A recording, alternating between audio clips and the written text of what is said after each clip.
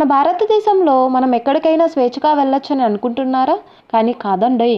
కొన్ని ప్రదేశాల్లో భారతీయులకు కూడా అలో లేని ప్రదేశాలు ఉన్నాయి. అవేంటో తెలుసుకుందాం రండి.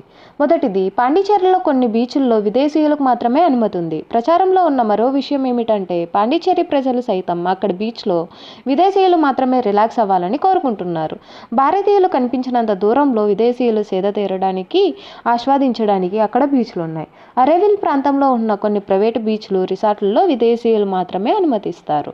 నెంబర్ 2, హాస్టల్లో బస చేయాలంటే ఏదైనా ఐడి కార్డు చూపించి అద్దె కడితే సరిపోతుంది. కానీ చెన్నైలోని మాండవేలిలో ఉన్న రెడ్ లాలీపాప్ హాస్టల్లో బస చేయాలంటే మాత్రం భారతీయుడై ఉండకూడదు. విదేశీయులు పాస్పోర్ట్ చూపించి వెళ్ళాలి. వాళ్ళు కూడా ఇండియాకు మొదటిసారి వచ్చిన వారై ఉండాలి. అప్పుడు మాత్రమే గది అద్దెకిస్తారు. అందుకే ఈ హాస్టల్ చెన్నైలోనే ప్రత్యేకమైనదిగా గుర్తింపు. నెంబర్ 3, చుట్టూ అందమైన తోటలో ఆహ్లాదకరమైన వాతావరణంతో ఉంటుంది ఆ కేఫ్. మంచి కాఫీ తాగుదామని వెళ్తే మాత్రం భారతీయులకు ప్రవేశం లేదు అని అంటారు. ధర్మశాలలో ఉన్న నార్బులింకా కేఫ్లో కనిపించే దృశ్యం ఇది. ఫారినర్స్ ఓన్లీ పాలసీగా కఠినంగా అమలు చేస్తున్నారు ఈ కాఫీ షాప్ నిర్వాహకులు.